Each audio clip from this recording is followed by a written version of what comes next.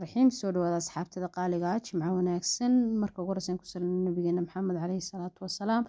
اللهم صل على محمد وعلى آل محمد كما صليت إبراهيم وعلى آل إبراهيم إنك حميد مجيد، وبارك على محمد وعلى آل محمد كما باركت إبراهيم وعلى آل إبراهيم إنك حميد مجيد. waxaan doonayaa inaan ka hadalno arrinkii fahima fiicanay maxaa ka soo kordhay maxaa ka cusub xalo waxa dhacdayna in life la soo kortay Ayub Kaarlo iyadoo waxyaabo badan ka hadashay dagaalka horta markii ugu horreysay wuxuu ka bilaabmay waxa duulayay rag baa ama dumar baa maxay toolayeen bal arrinkaas in doonaa min ka hadalno taliyo tusaalana ka bixino asxaabtada qaaliga soo wada dhawaada dhamaantiin la socda arrinka insha Allah bal waxyaabuhu siday u kala horeeyaan iyo siday uga hadashay fahimeer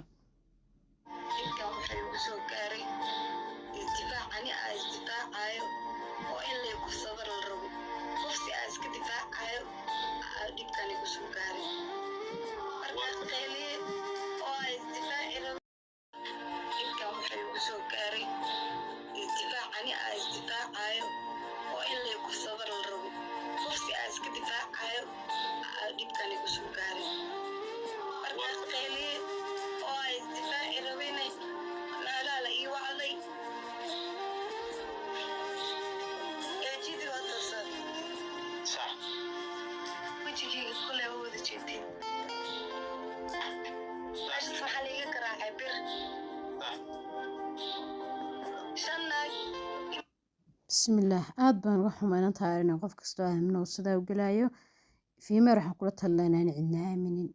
inay guriga ehelkooda iyo familkooda joogto cidna inaan aaminin dadkan imika inta la aaminaa way yar tahay